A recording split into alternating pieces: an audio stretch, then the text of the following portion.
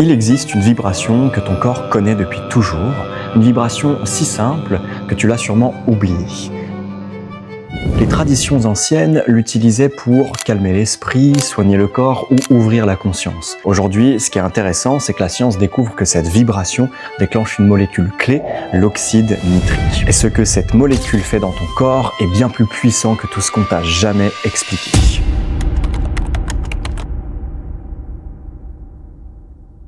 Dans cette vidéo, je vais te révéler pourquoi le humming ou le simple fait de fredonner est l'un des outils les plus sous-estimés pour réguler ta santé physique, ta santé mentale et modifier ton état de conscience. Mais pour comprendre pourquoi un son aussi simple peut avoir autant d'effets, il faut d'abord remonter bien avant les laboratoires. Bien avant les neurosciences, les humains savaient une chose essentielle. Le son transforme l'état intérieur. Dans presque toutes les traditions ancestrales, le souffle et la vibration sont indissociables. Dans l'Inde ancienne, le yoga n'était pas une gymnastique, c'était une science de la conscience. Et dans cette science, certaines respirations étaient réservées non pas à la performance, mais à l'apaisement profond et à l'éveil intérieur. Parmi elles, Bhramari Pranayama, la respiration de l'abeille. Pourquoi l'abeille? Parce que pendant qu'on respire, on va produire un bourdonnement continu, stable, grave et enveloppant. Il n'agresse pas le système nerveux, au contraire, il l'absorbe. Bhramari était utilisé pour calmer l'agitation mentale, dissoudre l'anxiété, préparer l'esprit à la méditation et faciliter l'accès à des états de conscience plus unifiés. Ce n'était pas juste symbolique, c'était aussi expérimental. Et les anciens avaient compris quelque chose de fondamental. Le corps ne se régule pas par des injonctions mentales, mais par des fréquences. Le son n'est donc pas juste théâtral ici, c'est une fréquence utilisée comme un langage direct pour le système nerveux et la conscience. Et ce qui est fascinant, c'est que la science moderne, et ça depuis quelque temps, est en train de confirmer exactement ce que ces traditions avaient pressenti. Quand tu fredonnes par le nez, il se passe quelque chose de très précis dans ton corps. Les sinus produisent naturellement une molécule appelée oxyde nitrique. Dans les années 1990, des chercheurs ont découvert que le humming multiplie la production d'oxyde nitrique jusqu'à 1000 à 1500 fois par rapport à une respiration silencieuse. Toutes les études mentionnées seront d'ailleurs dans la description. Mais pourquoi est-ce si important? Parce que l'oxyde nitrique est une molécule clé pour l'équilibre global de la physiologie. Elle agit comme un messager, elle dilate les bronches et les vaisseaux sanguins, elle améliore la circulation de l'air dans les poumons, elle facilite la distribution de l'oxygène là où il est réellement utilisé. Autrement dit, avec elle, tu ne fais pas qu'inspirer plus d'oxygène, tu l'utilises mieux. Et des études montrent que l'oxyde nitrique améliore les échanges gazeux au niveau pulmonaire, optimise la perfusion des alvéoles et soutient l'efficacité respiratoire globale. Mais ce n'est pas tout.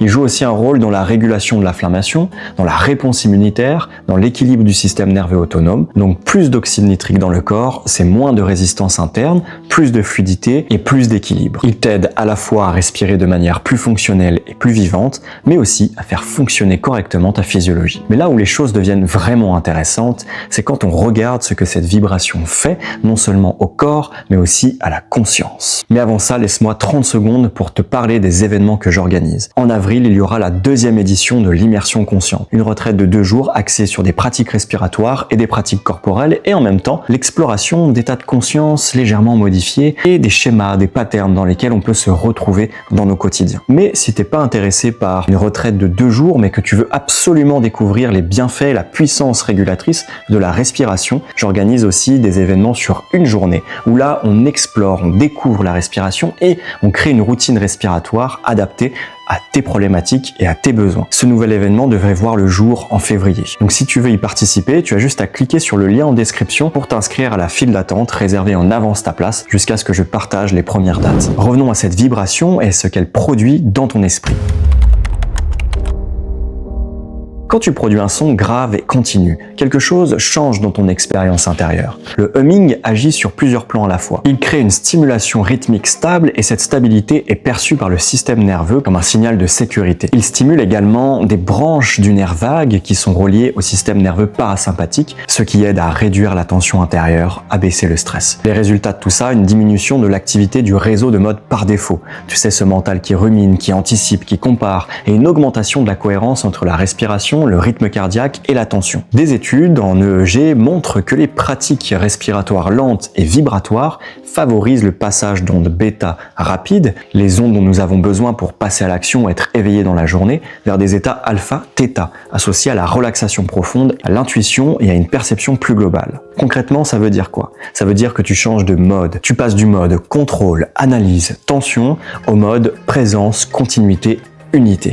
Et dans ce mode-là, la vie n'est plus vécue de la même manière. Le humming, c'est donc pas juste chantonner, il te fait vraiment changer de fréquence intérieure. Et maintenant que tu comprends ce qui se joue derrière cette pratique, il est temps de la vivre. Tu vas pouvoir t'installer confortablement, inspirer doucement par le nez et laisser à l'expiration venir un son grave, un bourdonnement, comme si ton crâne devenait une caisse de résonance. Tu n'as rien à forcer, tes expirations doivent être passives au départ, et puis on va allonger sa durée de quelques secondes au fur et à mesure de la pratique. Pour t'aider à te recentrer à l'intérieur de toi, tu peux aussi boucher tes oreilles pour pouvoir te concentrer vraiment sur cette résonance vibratoire. Je te fais un exemple de ce à quoi cette respiration doit ressembler et après je te guide dans une pratique de 3 minutes. C'est vraiment un moment pour toi que tu peux reproduire à n'importe quel moment de la journée. Je te montre.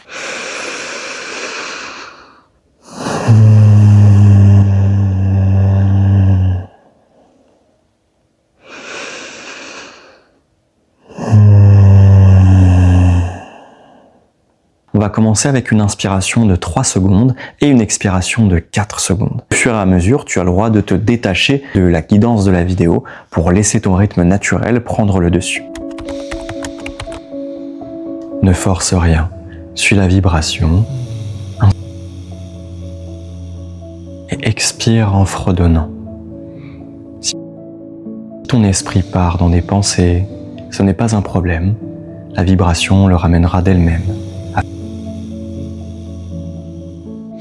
Sens comment la vibration résonne dans ton crâne, dans ta gorge, dans ta poitrine. Observe petit à petit que ton esprit et ton corps sont en train de changer d'état pour pouvoir aller vers plus de relaxation, plus de plénitude, plus de sérénité.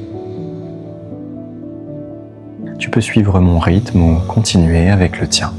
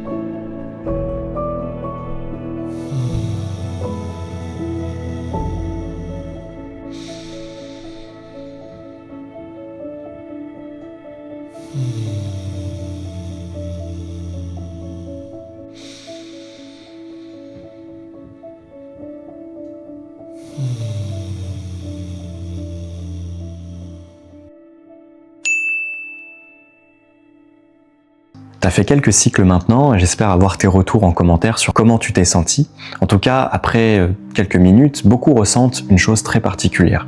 Une sorte de silence, mais un silence vivant, comme si ça avait remplacé le bruit de fond nerveux intérieur. Et avec ça, une sensation d'être plus en dedans de soi.